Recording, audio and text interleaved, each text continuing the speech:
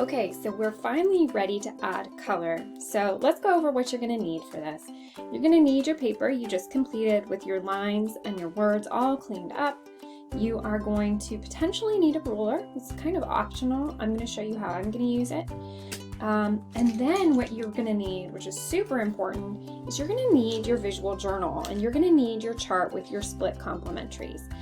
For this assignment, you have to choose one split complementary. You could potentially use two, but at least one split complementary to use for your color scheme of your artwork. Okay, so if you want to pick more than one, you can. I'm just going to be using one in mine. So I'm going to be using orange, blue violet, and blue green. Now we're not going to be using watercolor for this unless you're really stuck and you can't find the color you need for the split complementary. So I'm going to talk to you about what I did. I went through my colored pencil box and I pulled out the colors that I found that were the closest to what I had in my visual journal. Okay, so I didn't actually have a colored pencil in my box that said blue violet, but I found the one that was closest to it. You can do that. If you have markers, you can use markers that are closest to it. Crayons and watercolors are a backup.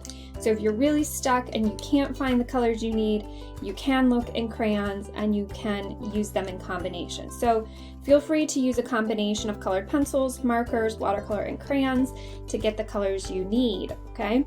Now, watercolors on this paper is gonna be a little bit difficult because this is thinner paper and we've been doing a lot with watercolors, so I wanted to take a break from that.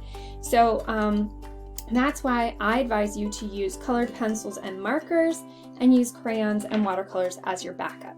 Okay, so I've got my three colors for my split complementary. Remember, I'm just doing one, but you could do a combination. Let's say you wanted to do two. You can use two of those in your artwork if you want, but you're going to use a split complementary for each section. Okay, so let me show you what I mean. So I'm just using one split complementary. So the first thing I'm going to do to plan out my artwork is decide where I'm using each color. So I'm going to start by my words. So I'm going to use orange to do love. Okay, I'm going to be coloring that in with orange first. Then on either side of love, I'm either going to use my blue or my green to write in the words. I haven't decided yet. I'm leaning towards potentially using blue on either side of orange and then using green for the last two words. Okay, so I'm working from the middle out and we're gonna focus on how I'm gonna do the first section. So I'll demonstrate that for you and then we'll go on and hopefully I'll finish this and I can show you what a finished piece looks like. Okay, so here's where my ruler comes into play. I am going to use my ruler to help me get nice, clean lines. And again, this is optional, but this is what I'm doing. So if you're somebody who wants to really push yourself as an artist, I'm going to encourage you to use the techniques I'm doing in the video to see if you can get higher quality results in your artwork. Okay, so I'm going to go through and outline my word. By the way, you're probably going to need a pencil sharpener. You're going to want to keep that pencil sharpened for this assignment. Okay, now the next thing I want to talk about is once you have that word outlined, let's talk about how I want you to use your colored pencils. So I really want a nice, bright, bold color. I don't want to see this. I don't want to see sloppy, fast work. That's not what I'm looking for in this. So what I am looking for is a nice, very bright, very bold color. I am moving my colored pencil in one direction and I am pressing very firmly on it to get that nice, bright, solid orange. I'm working slowly at the corners and taking my time as I fill that area in. So again, this is what I'm looking for versus this. This is sloppy. It's not that pretty to look at. It's just not that great. So again, please put a fair amount of pressure on there. You know you'll be putting enough pressure if your hand's hurting when you're done. I don't want your hand to hurt, but that's a sign that you're definitely putting enough pressure on the pencil. So we're gonna go through and we're gonna be thoughtful about our coloring.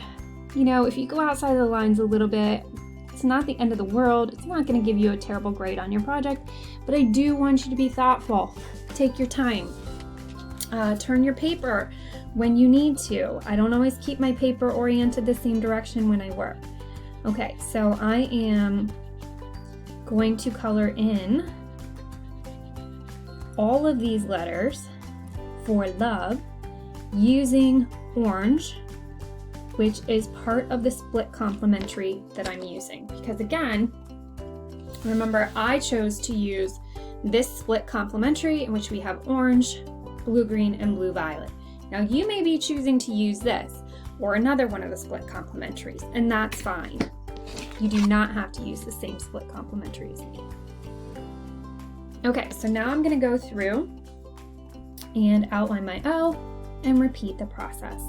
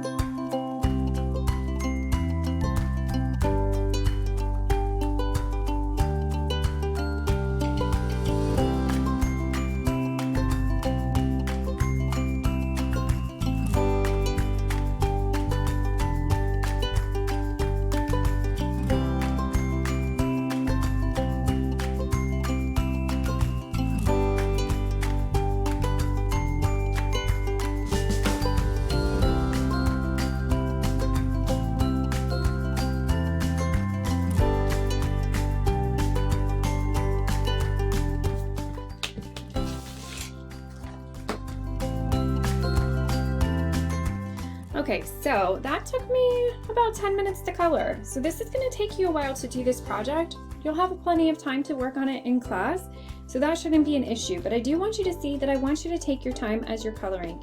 Do a nice job, press firmly, get a nice bright color.